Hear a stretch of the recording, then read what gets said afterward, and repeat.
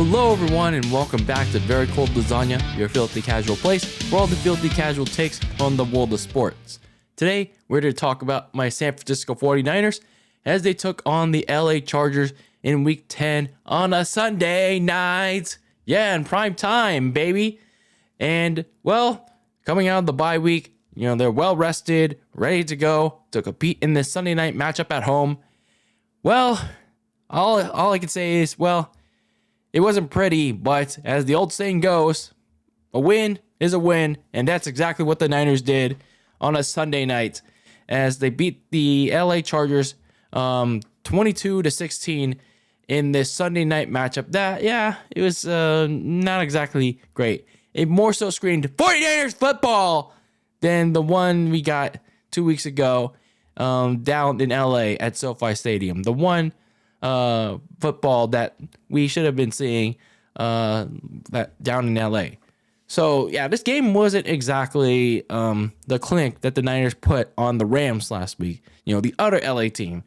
This was more so the game that the Niners were still like kind of lounging on vacation, trying to get off vacation, but it was, I don't know if you could say it was expected, but they looked kind of sluggish. They looked kind of not in it, especially from the start. Things looked really worrying when you have Justin Herbert and whatever was left of their offense because, keep in mind, they didn't have Keenan Allen there.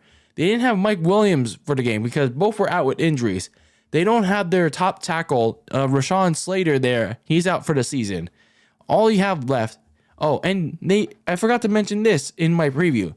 They don't have their other third option, Jalen Guyton, because he tore his ACL back in week 3.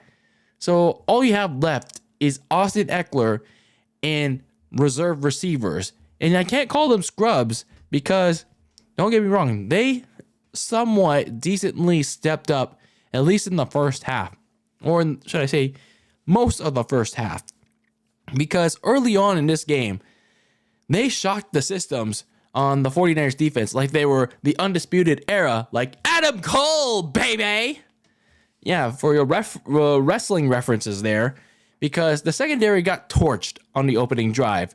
They allowed a uncovered lob touchdown to a receiver named DeAndre Carter in just 6 plays. 6 plays.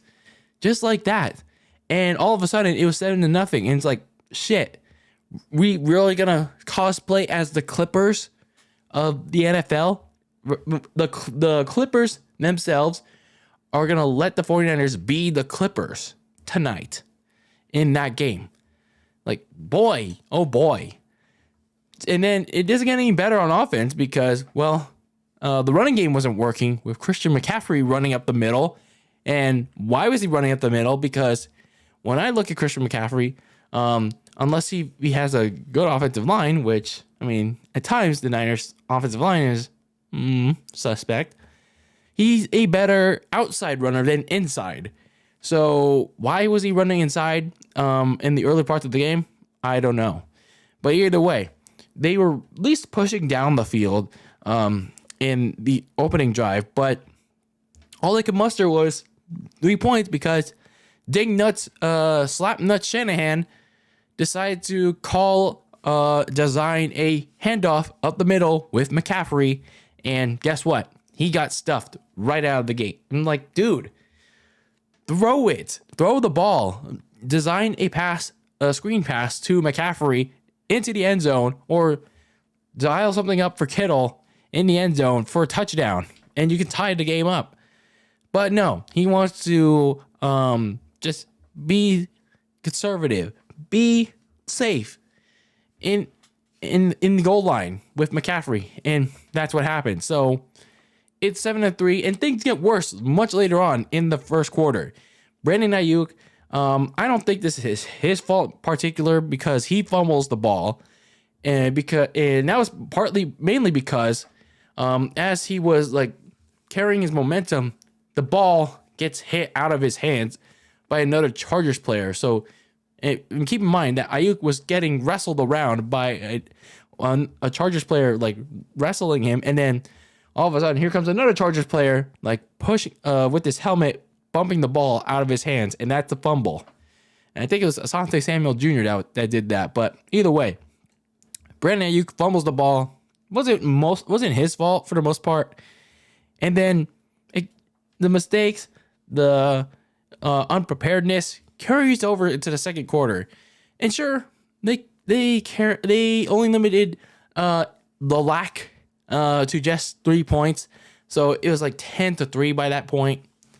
Their response to that, to the fumble, and only holding them to 3 points, their response to that was a shit drive with some shit plays. Like they were playing 49ers football in the weeks prior to the LA Rams matchup down in LA in week 8. And worst of all, that shit drive ended with a blocked punt. And honest to God, I saw this blocked punt coming from a mile away. I literally did. Because as soon as something was a little delayed and a Chargers player came by, like jumping around the line of scrimmage, and he had his hands up before Mitch Wisnowski could punt it. Yeah, that shit was getting blocked. No doubt about it. And they were just fortunate. And I guess that's the theme of the review here, the recap. The Niners were very fortunate in a lot of instances here that the Chargers reserve receivers, they can't catch for shit. For mostly. And it was only a 13-3 game. But I was thinking at that point, for how long were they going to hold Justin Herbert and Austin Eckler? You know, there are only 2 remaining guys left on the roster that are actually good. How long were they going to keep them in check for the most part? I mean, they did show some signs of life when George Kittle had his first and only catch of the game, when they should be involving him more. But then, of course, you have Jimmy G as your quarterback. He had his first and only catch on a third down conversion midway into the game. But I will give Jimmy G his due here. He did have a nice rollout, so a little bit throwback Jimmy Garoppolo here. So that's good for him, I guess, with a nice 30-plus yard throw to Ray McCloud. So that was a solid throw, probably his only good throw in this game. And then a couple plays later, he hit the quarterback sneak at the goal line. Now the lead's cut to 13-10. And then things really got weird, but not because it was the 49ers' fault per se, but the officials were really bad in this game. Like, there were either a lot of uncalled penalties on the Clippers, and then there was this stupid penalty right here. So towards the end of the first half, Dre Greenlaw gets ejected for what the officials deemed as a helmet-to-helmet. And then what actually happened was, if you go back and watch the play on YouTube, he clearly was knocked into Justin Herbert with this momentum by Jimmy Ward on the tackle. So all Dre Greenlaw was doing was just diving to tackle Justin Herbert, but not by his own fault at will. And Jimmy Ward was just happening to tackle Herbert, and then Herbert knocked Dre Greenlaw into him. So what was Dre Greenlaw supposed to do? Huh? Like, just magically disappear into thin air? Like, come on, man. These refs are such pussies. They are such damn pussies when it comes to the game of football now. And yes, I get it. You want to protect the quarterback, but god damn it. So, again, fortunate that it's only a 16-10 game. You could take the lead with a touchdown. But man, for a team that has had 2 weeks to prepare for this game, the Niners looked really unprepared. Frequently getting burnt on defense, especially on that last drive. I mean, sans the stupid ejection penalty on Dre Greenlaw. And then the play calling, the execution it wasn't outright terrible, but it was just very bad. So, again, the theme of this review, fortunate, lucky, that the Clippers were just clippering it up in this game. So in the second half, and they get the balls to start, And yeah, they showed some promise on the opening drive.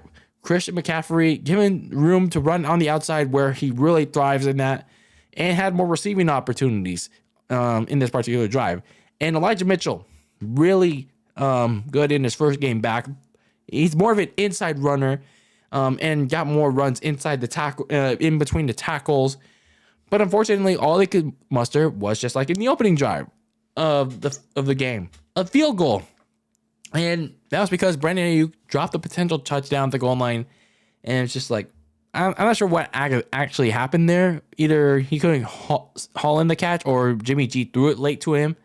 But either way, poor execution yet again on the opening drive of the second half.